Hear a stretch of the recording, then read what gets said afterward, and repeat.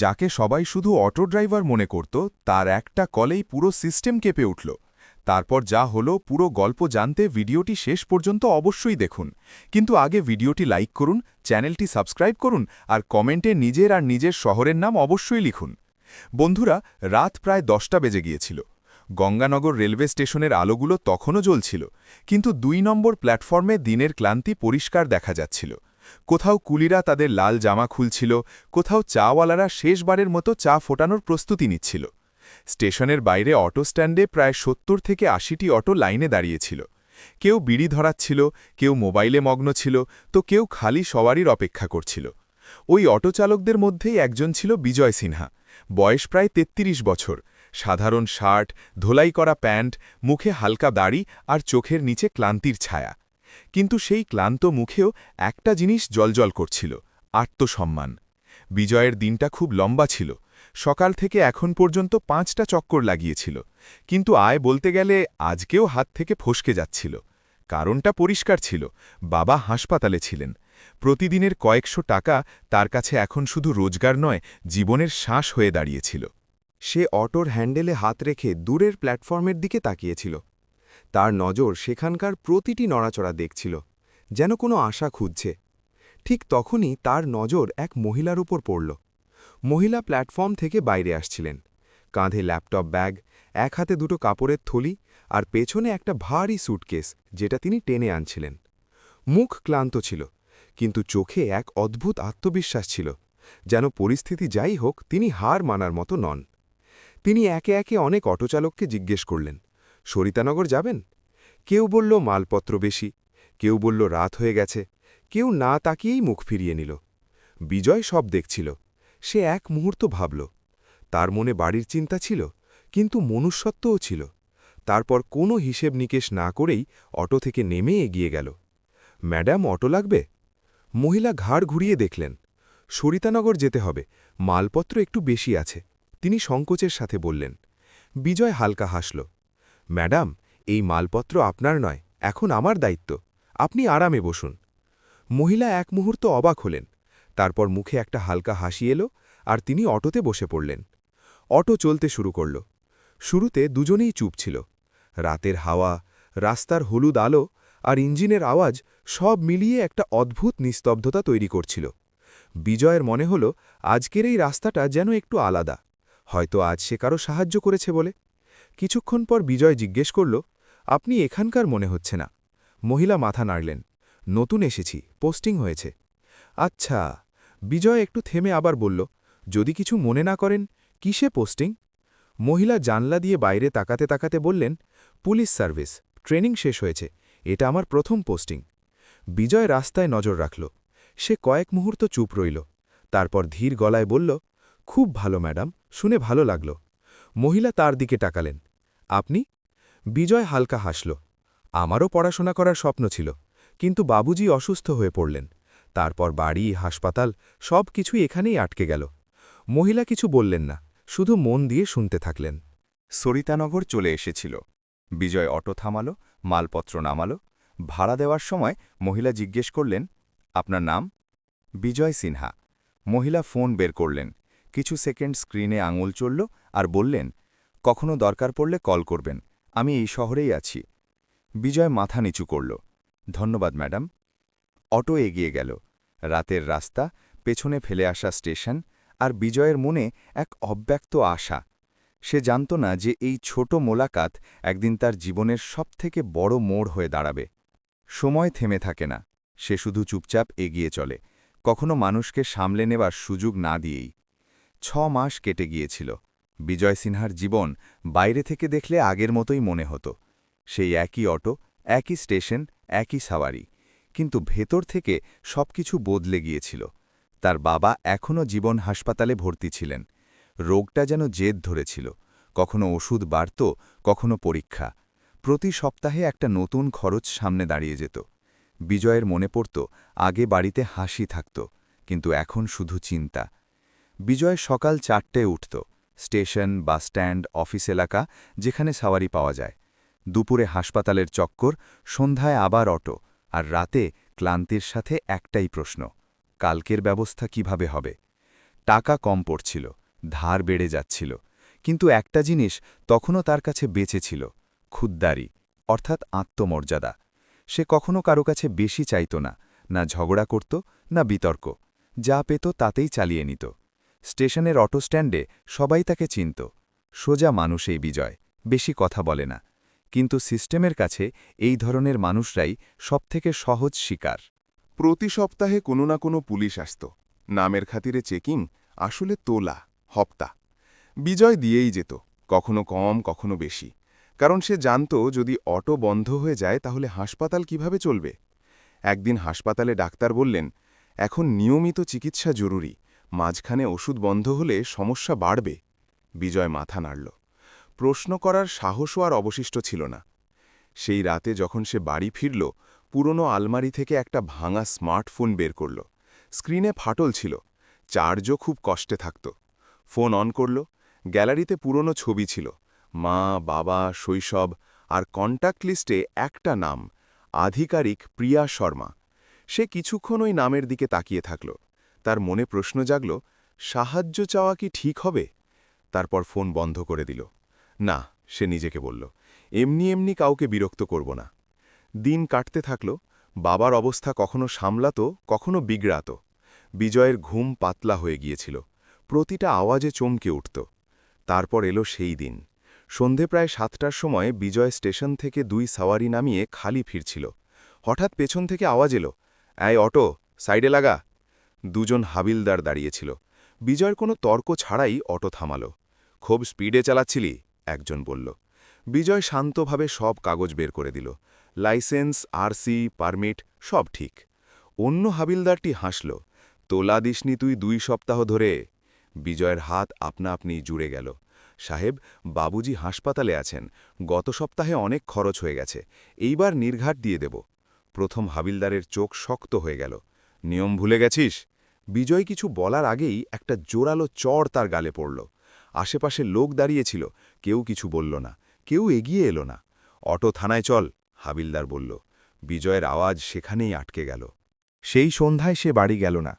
স্টেশনের কাছে একটা চায়ের দোকান ছিল, তার পেছনে একটা ভাঙা বেঞ্চ। বিজয় সেখানেই বসেছিল। জামাকাপড় অগোছালো, মুখ ফুলে আছে, হাতে চায়ের গ্লাস, কিন্তু নজর অন্য কোথাও। সে বিড়বিড় করে বলল, আর সহ্য করব না এ রোজগার অপমান, আর না। ধীরে ধীরে সে পকেট থেকে সেই পুরনো ফোনটা বের করল। স্ক্রিন জ্বলে উঠল, আঙুল কাঁপছিল। কন্ট্যাক্ট খুলল, সেই নাম আবার সামনে, প্রিয়া শর্মা। এইবার সে ফোন বন্ধ করল না। ফোনের স্ক্রিন অনেকক্ষণ জ্বলে থাকল। বিজয় সিনহা কল করল না, এখনই না। তার গলা শুকিয়ে গিয়েছিল, হাত কাঁপছিল, আর মাথায় একটাই প্রশ্ন ঘুরছিল, সত্যিই কি কারো কাছে সাহায্য চাওয়া ঠিক হবে? সে ফোন পকেটে রেখে দিল। পরের দিন সকালে সে আবার স্টেশনে ছিল, যেন কিছুই হয়নি। এটাই তার অভ্যাস ছিল, কষ্ট ভেতরে চেপে কাজে বেরিয়ে যাওয়া। অটো স্ট্যান্ডে সেই একই মুখ, সেই একই আওয়াজ। কিছু লোক তার ফোলা গাল দেখল, কিন্তু কেউ জিজ্ঞেস করল না। এই শহর জিজ্ঞেস করে না, শুধু দেখে। দুপুরে হাসপাতাল থেকে ফোন এলো। ডাক্তার বললেন, আজ ওষুধ জমা দিয়ে দিন, নয়তো চিকিৎসা বন্ধ করতে হবে।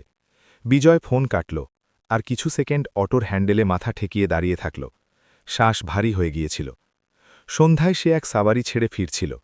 রাস্তাটা একটু নির্জন ছিল। হঠাৎ আবার সেই আওয়াজ, এই অটো থামা। এইবার 3 জন পুলিশ ছিল। বিজয়ের ভেতরে কিছু যেন ভেঙে গেল, তবুও সে অটো থামাল।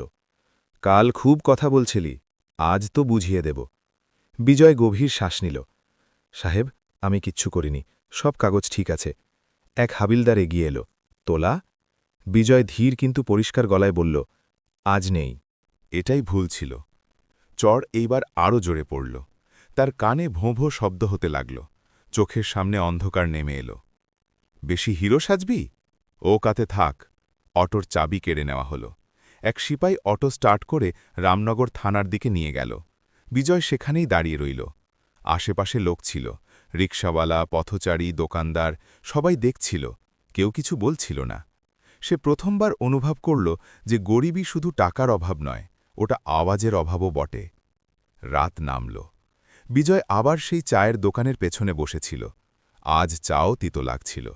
তার শরীর ক্লান্ত হয়ে গিয়েছিল, কিন্তু মাথা জেগেছিল। যদি আজও চুপ থাকি, সে নিজেকে বলল, তাহলে কাল এর থেকেও খারাপ হবে। সে পকেট থেকে ফোন বের করল। স্ক্রিনে ফাটল ছিল, কিন্তু আজ সেই ফোনই তার শেষ আশা ছিল। নাম খুঁজল প্রিয়া শর্মা। কিছু সেকেন্ড আঙুল কাঁপতে থাকল, তারপর কল লেগে গেল। Ring ring. হ্যালো? ওপাশ থেকে এক শান্ত কিন্তু শক্ত আওয়াজ। বিজয় ঢোক গিলে বলল, ম্যাডাম, আমি বিজয় বলছি, মনে আছে আপনার? কিছু মুহূর্ত নিস্তব্ধতা, তারপর আওয়াজ এলো, হ্যাঁ বিজয়, মনে আছে। সব ঠিক আছে তো? তার বাঁধ ভেঙে গেল। না ম্যাডাম, কিছুই ঠিক নেই। সে সব বলে দিল, আটকানো, তোলা, চড়, অটো জব্দ করা। বলতে বলতে তার গলা ধরে এলো, সাহেব, আমি কোনো ভুল করিনি। ওপাশে আওয়াজ বদলে গিয়েছিল। এখন তাতে আর শীতলতা ছিল না, ছিল শুধু কঠোরতা। তুমি এখন কোথায়? স্টেশনের কাছে, চায়ের দোকানের পেছনে। ওখানেই থাকো, কোথাও যেও না। ফোন কাটল না, কিন্তু ওপাশে কেউ কথা বলছিল না। বিজয়ের চোখ দিয়ে জল পড়তে লাগল। আজ এই চোখের জল অসহায়তার ছিল না, এটা ছিল অপেক্ষার। সে প্রথমবার আকাশের দিকে তাকাল, আর অনেক দিন পর মনে এক ছোট কথা এলো, হয়তো এবার কিছু বদলাবে। ফোন এখনও বিজয় সিংয়ের হাতে ছিল। স্ক্রিন জ্বলেছিল, কিন্তু অন্য পাশ থেকে কোনো আওয়াজ আসছিল না। লাইন কাটেনি, শুধু নীরবতা ছিল। সে ওই ভাঙা বেঞ্চের ওপর বসে থাকল। না ওঠার সাহস ছিল, না কোথাও যাওয়ার। স্টেশনের ঘড়িতে রাত 11:30 বাজল। চায়ের দোকান বন্ধ হতে লাগল। লোক বাড়ি ফিরছিল, কিন্তু বিজয় সেখানেই ছিল, যেন সময় তার জন্য থমকে গিয়েছিল। তার গালে তখনও জ্বালা করছিল, কিন্তু তার থেকে বেশি ব্যথা তার বুকে ছিল। বারবার বাবার মুখ চোখের সামনে আসছিল। হাসপাতালের ঘর, মেশিনের আওয়াজ, ডাক্তারের মুখ। যদি অটো না পাওয়া যায় তাহলে... বাক্যটা পুরো হল না। প্রায় 15 মিনিট কেটে গেল। ফোন তখনও কানেক্টেড ছিল। হঠাৎ অন্য পাশে তোলপাড় শুরু হল। কারো দ্রুত পদশব্দ, কাউকে আদেশ দেওয়ার কঠোর গলা। তারপর ফোনে সেই চেনা আওয়াজ এলো, বিজয়, মন দিয়ে শোনো। তার শরীরে যেন বিদ্যুৎ খেলে গেল। হ্যাঁ ম্যাডাম, তুমি ওখানেই থাকো, কোনো পুলিশ এলে কিছু বলো না, শুধু আমার নাম নিও। বিজয় মাথা নাড়ল, যদিও সামনে কেউ ছিল না। ফোন কেটে গেল। এবার অপেক্ষা আরও ভারী হয়ে উঠল। প্রায় 1.5 ঘণ্টা পর স্টেশনের বাইরে সাইরেনের হালকা আওয়াজ শোনা গেল। বিজয় মাথা তুলল। একটা জিপ এসে থামল। তার পেছনে একটা কালো এসইউভি, তারপর আরও একটা গাড়ি। 3টে গাড়ি সরাসরি রামনগর থানার দিকে ঘুরল। বিজয়ের বুক জোরে ধড়ফড় করতে লাগল। থানার ভেতরে পরিবেশ একেবারে আলাদা ছিল। কিছু সিপাই ঝিমোচ্ছিল, কেউ চেয়ারে পা ছড়িয়ে বসেছিল। তখনই গেট খুলল। সবার আগে একজন ইন্সপেক্টর, তার পেছনে এসপি, আর তারপর সেই মহিলা। শান্ত কিন্তু কঠোর, কাঁধে স্টার, মুখে কোনো হাসি নেই, চোখে এমন তেজ যেন ইনসাফ নিজে চলে এসছে। প্রিয়া শর্মা। তিনি থামলেন না, কারও অনুমতি নিলেন না। সরাসরি থানার মাঝখানে দাঁড়িয়ে বললেন, আজ সন্ধ্যায় এক অটো চালককে কে মেরেছিল? পুরো থানায় নিস্তব্ধতা ছড়িয়ে পড়ল। কেউ কিছু বলল না। তার নজর প্রতিটি মুখের উপর ঘুরল। তারপর একজন সিপাই মাথা নিচু করল। আমি শুধু এইটুকুই। প্রিয়া দুপা এগিয়ে গেলেন। এখন তিনি সেই হাবিলদারের একেবারে সামনে ছিলেন। তুমি কি জানো? তার গলা শান্ত ছিল কিন্তু তীক্ষ্ণ। তুমি কি করেছ? হাবিলদার চুপ থাকল। একজন মেহনতি মানুষকে চড় মারা কোনো বীরত্ব নয়। উর্দি পড়ে নিলেই তুমি মালিক হয়ে যাও না। তিনি থানার চারদিকে তাকালেন। এই উর্দি জনসেবার জন্য, ভয় ছড়ানোর জন্য নয়। এসিপি কিছু বলতে চাইলেন, কিন্তু প্রিয়া হাত তুলে থামিয়ে দিলেন। কনস্টেবল সুনীল আর কনস্টেবল মোহনকে তৎক্ষণাৎ সাসপেন্ড করা হল, আর পুরো থানার অভ্যন্তরীণ তদন্ত হবে। কাগজ বের হল, সই হল। হাবিলদারের কপাল দিয়ে ঘাম ঝরছিল। অহংকার কোথাও যেন উধাও হয়ে গিয়েছিল। প্রিয়া বাইরে বেরোলেন। স্টেশনের কাছে সেই ভাঙা বেঞ্চ। বিজয় দাঁড়িয়ে পড়ল। তার পা কাঁপছিল। প্রিয়া তার সামনে থামলেন। কয়েক সেকেন্ড তার দিকে তাকিয়ে থাকলেন। তারপর বললেন, বিজয়, তোমার নীরবতা আজ ভেঙেছে। এবার আরও কিছু মানুষের ঘুমও ভাঙবে। বিজয়ের চোখ দিয়ে জল বইতে লাগল। কিন্তু আজ এই জল অপমানের ছিল না, এই জল ছিল ইনসাফের। রাত গভীর হয়েছিল, কিন্তু রামনগর থানা সেই রাতে ঘুমাতে পারল না। প্রিয়া শর্মা বাইরে বেরোতেই থানার ভেতরে এক অদ্ভুত নিস্তব্ধতা ছেয়ে গেল। সেই নিস্তব্ধতা শান্তির নয়, ছিল ভয়ের। সাসপেনশনের অর্ডার চলে এসেছিল, নাম লেখা হয়ে গিয়েছিল। এবার আর কেউ হাসছিল না, কেউ চেয়ারে পা ছড়িয়ে বসেছিল না। প্রতিটি সিপাই সোজা দাঁড়িয়েছিল, যেন প্রথমবার তাদের মনে করিয়ে দেওয়া হলো যে এই জায়গা আরামের নয়, দায়িত্বের। এসিপি কড়া গলায় বললেন, কাল সকাল থেকে পুরো থানার ফাইল খোলা হবে, প্রতিটি অভিযোগ, প্রতিটি চেকিং আর বাজেয়াপ্ত করার তদন্ত হবে। কিছু মুখের রং উড়ে গিয়েছিল। অন্যদিকে বিজয় সিং তখনও স্টেশনের কাছে দাঁড়িয়েছিল। প্রিয়া ইন্সপেক্টরকে ইশারা করলেন, অটো এখনই ছেড়ে দেওয়া হোক। ২০ মিনিট পর বিজয়ের অটো থানার বাইরে দাঁড়িয়েছিল, যেন কোনো জেল থেকে মুক্তি পেয়েছে। চাবি তার হাতে দেওয়া হল। বিজয় প্রথমবার নিজের আঙুলের সম্মানের ওজন অনুভব করল। সে কিছু বলতে পারল না। প্রিয়া বললেন, বাড়ি যাও, কাল সকালে তোমার বাবার কাছে যেও। বিজয় কাঁপা গলায় জিজ্ঞেস করল, ম্যাডাম, আমার কোনো অসুবিধে হবে না তো? প্রিয়ার চোখ সরাসরি তার চোখের উপর ছিল। যতক্ষণ আমি এই শহরে আছি, সত্যি বলা মানুষের কোনো অসুবিধে হবে না। তিনি চলে গেলেন। বিজয় অনেকক্ষণ সেখানেই দাঁড়িয়ে থাকল। সে আকাশের দিকে তাকাল।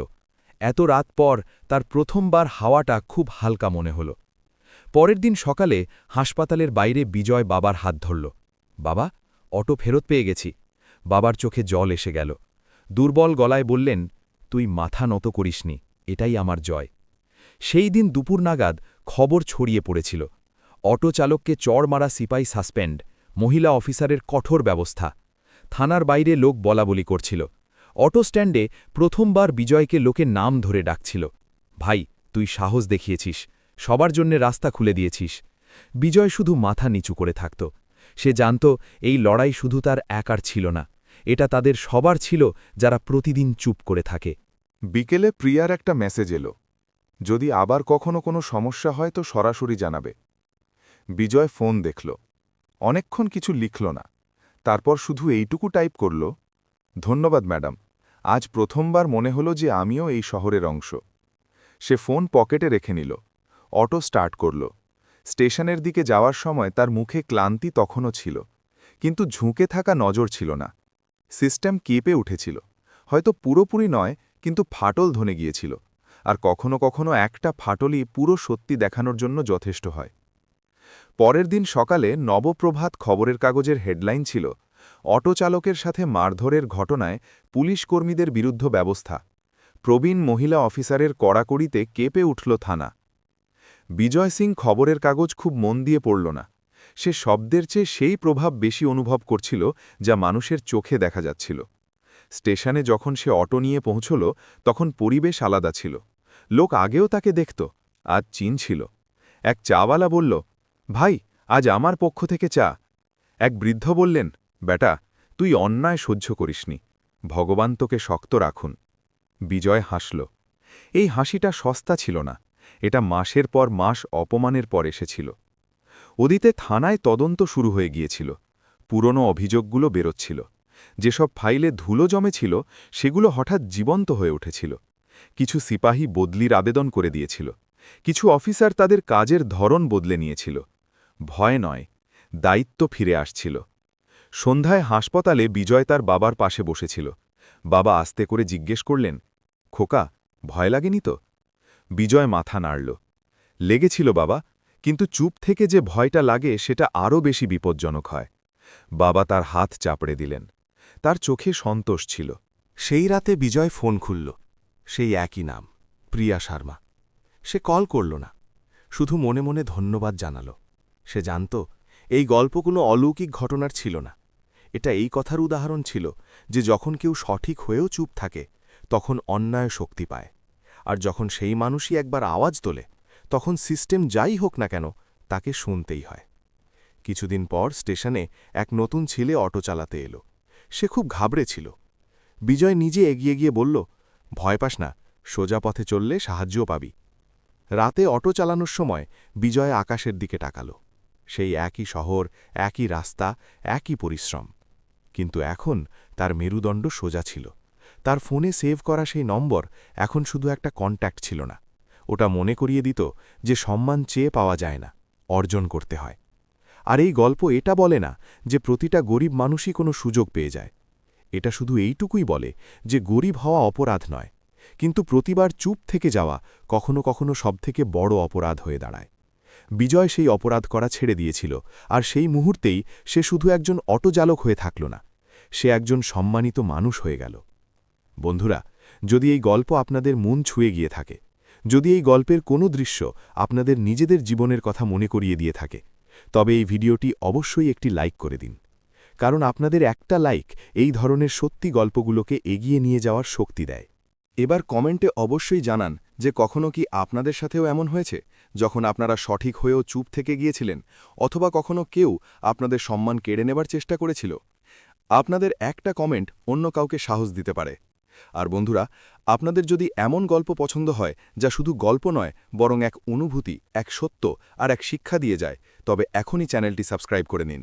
কারণ এই প্রতিটি গল্প শুধু গরিবী বা আমিরির নয়, বরং সম্মান, সংগ্রাম আর আত্মসম্মানের। আর আমাদের চ্যানেল অর্জুন কাহিনী সাবস্ক্রাইব করার পর বেল আইকন অবশ্যই টিপুন, যাতে পরের গল্প আপনার মিস না হয়ে যায়। আবার দেখা হবে বন্ধুরা, আরও একটি সত্যি আর মন ছুঁয়ে যাওয়া গল্পের সাথে। ততক্ষণ মনে রাখবেন, গরিব হওয়া অপরাধ নয়, কিন্তু প্রতিবার চুপ করে থাকা কখনো কখনো সবথেকে বড় অপরাধ হয়ে দাঁড়ায়।